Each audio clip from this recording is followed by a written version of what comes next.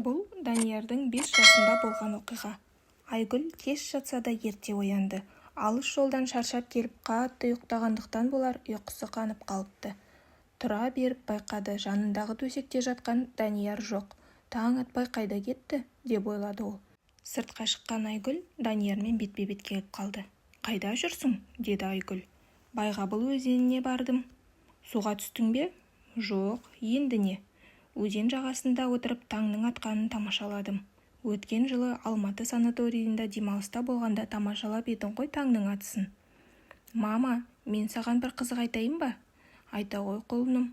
Қала мен даладағы таңның атысында біраз айырмашылық бар екен. Ол қандай айырма? Қалада күнді даладағыдай айқын көре алмайсың. Қалада таң атқанда күннің көзін бұлт бүркеп, бұлыңғыр тартып тұрады. Ауылдың таңы ерекше, өте сұлу екен. Мұнда ұйқысынан оянған күннің қызғылт күрең шапағы бұлтсыз аспанға өзгеше көрік береді. Бетін бұлт бүркемеген күн де жарқырап жайнап шығады. Тып-тыныш тұрған өзен суына түскен күн сәулесі таңғы самал желмен ақырын ғана діріл қағады. Дала таңы тұнып тұрған тап-таза сұлулық. Ертең тағы барам өзен жағасына, сен де көрші сол сұлулықты. Мен үй шаруасымен айналысамын. Онда папам екеуміз барамыз. Сол дұрыс ботам. Әкесінің туған жерін жанындай жақсы көретін Данияр бұл өңірде талай болған деп ойлады Айгүл.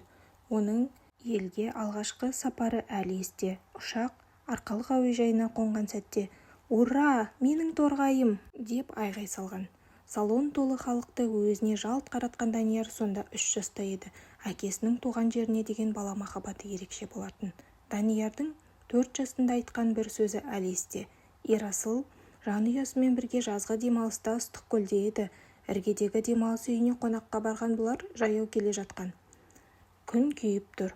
Жарты жолға келгенде «Шаршадым, мені көтер», деді Данияр анасына. «Әкең көтерсін», деді анасы. «Жоқ, сен көтер», деді Данияр. «Неге мен көтеруім керек?» «Папамның аяғы ақсақ, ол тез шаршайды». «Мен де шаршап келе жатырмын, жаяу жүрсеңші». «Көтермесең, торғайға кетіп қаламын». «Кетпе құлыным, кетпе, келе ғой», деп Даниярды көтеріп әкелді анасы демалыс үйіне. Сонда ол 4 жаста болатын. Сол жылы бұлар тағы да елге келді. Онда Ерасылдың ата-анасы Қазақстанның 40 жылдығы деп аталатын Кеңшардың орталығы Байғабыл селосында тұратын. Сәлем бере келген совхоз директорынан «Бұл совхозда қанша қой бар?» деп сұрады Ерасыл. 80 мың, деді шаруашылық басшысы. Соншалық көп болмаса да жылқы мен ірі қара да бар. Сосын 20 мың гектар жерге егін егеміз. Мына Қызбел тауындағы Ақбас бүркіт бар деген рас па? Рас. Бірде көршілес Жангелдин ауданына бара жатып, сол Ақбас бүркіттің Қамыстыкөл жағасында жасап тұрған жылқылардың үстінен айнала ұшқан өз көзіммен көрдім. Апыр-ай, өзі бұрын-соңды біз көріп жүрген бүркіттерден әлде қайда үлкен екен. Үлкендердің әңгімесін зейін қойып тыңдаған Данияр сурет салып та отырған. Совхоз директоры қоштасып шыға бергенде «Аға, мынау сізге», деп 2 парақ қағаз ұсынды. Анықтап қараса сурет. Біріншісінде директордың портреті. Тік иық, кең кеуделі, қас-қабас кісі жұмсақ жымиып отыр. Үстінде қызыл сызықты шолақ жең көк көйлек. Бақытжан өз бейнесін айнытпай салған Даниярға сүйсіне қарады. Екінші қағазда Қамыстыкөл жағасында үй іздеп тұрған жылқылар. Көлде 2 аққу жүзіп жүр, аспанда Ақбас бүркіт. «Бұл суреттерді қашан салдың?» деп сұрады Бақытжан. «Жаңа сіздер әңгімелесіп отырғанда», деп жауап берді Данияр. «Сен нешедесің?» 5 жастамын. «Тіл аузын тасқа. Көрде тұр, мына баламыз өсе келе ұлы художник болады», деді Бақытжан аға, өзін ұзатып салып берген Ерасылға. «Оны уақыт көрсетер. Кім болса аман болса екен, адам болса екен», деді Ерасыл. Келесі күні Данияр мен Ерасыл ерте тұрып Байғабыл өзенінің жағасына келді. Ұйқысынан жаңа оянған күн шығыс жақты қызғылт шапақ нұрға бөлеп көкжиекке бояу көтеріліп келеді. Өзен жағасындағы балауса көк құрақ пен балапан талдар арасынан қиғаштай құйылған күн сәулесі су бетінде ақырын дірілдеп әлсіз толқынмен бірге тербеледі. Арғы беттегі Қамыстыкөл жақтан ұшып шыққан қос аққу сыбызғы үнмен сыңси ұшып құм кешу жаққа беттеп барады. Төңірек құлаққа ұрған танадай тып-тыныш. Кермиық кең дала жас босанған анадай кеудесін кере еркін тыныс ала балбырап өзгеше бір бақыт құшағында балқып көсіліп жатыр. Ана бір тұстағы қалың қамыс арасынан шыға келген бір топ қоп-қоңыр үйрек су бетінде еркін жүзіп жүр.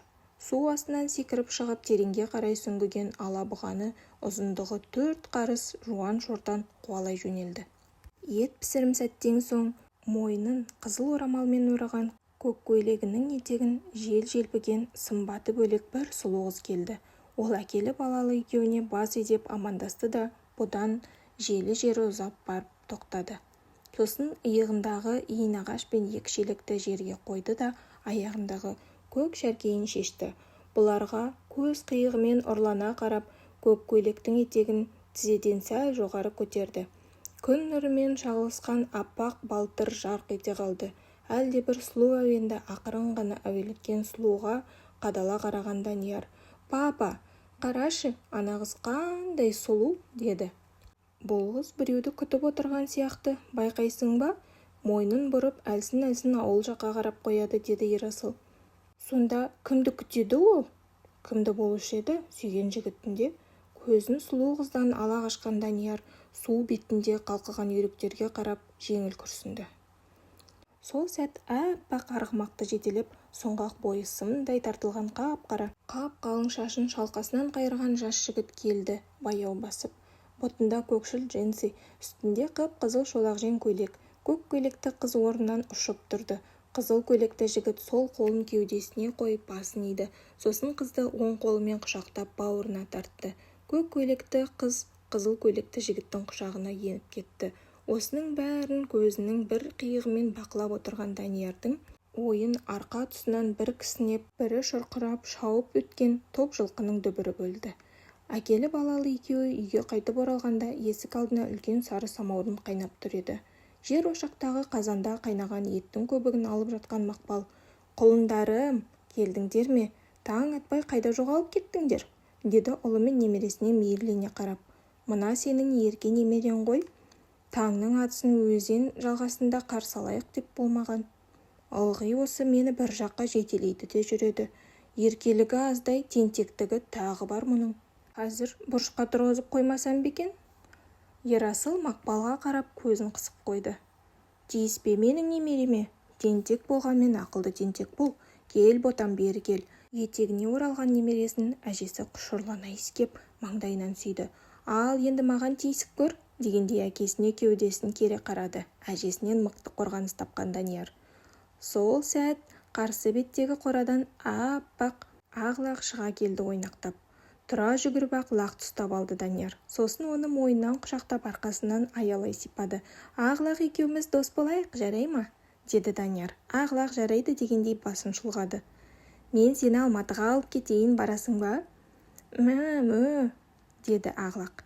Осылай әр нәрсені бір айтып, Ақ-лақпен біраз сөйлесті Данияр. Сосын оны қоя берді де сәлден соң қораны айналып кетіп, бара жатқан Ақ-лақтың соңынан жүрді. Данияр: «Ақ-лақ, қайда барасың? Тоқташы, мен саған тимеймін. Менімен бірге Алматыға бармасаң бармай-ақ қой. Тоқташы, екеуміз жасырынбақ ойнайықшы», деп сөйлеп келеді Данияр. Оны елең қылған Ақ-лақ жоқ. Басы қаңқайып кетіп барады. «Тоқтамасаң тоқтама, мен саған өкпеледім», деді Данияр аузы бұртиып. «Кім сені өкпелеткен?» деді сол сәт үйден шыға келген Айгүл. «Анау Ақ-лақ қой», деді Данияр. «Менімен ойнағысы келмейді». «Ойнамаса қойсын. Сен енді қасқа бұзаумен ойна». «Оны мен ойнамаймын». «Неге?» «Ол Ақ-лақ сияқты сүйкімді емес». «Жуын, тамағыңды іш, сосын ойнайсың Ақ-лақпен», деді Айгүл ұлын бетінен сүйіп. Сол күні түнде Мақпал немересін жанына алып жатты. «Әже, ертек айтшы», деді Данияр. «Айтайын, ботам, айтайын», деді Мақпал мейірленіп. «Бүгін не туралы айтасың, әже?» «Тау көтерген жігіт жайлы». «Адам тауды көтере ала ма?» «Көтергенде қалай?» «Ел үшін қажет болса, сонда ерлікте жасайды ер жігіт». «Сонда қалай?» «Ол былай болған», деп тамағын бір кенеп алып, кезекті ертегіні бастап кетті Мақпал. Ертеде, ешкі жүні бөртеде.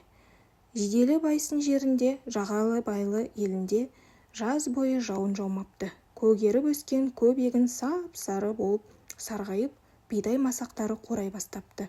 Егін болмаса жер емшегін емген ел ертең аштықтан қырылады.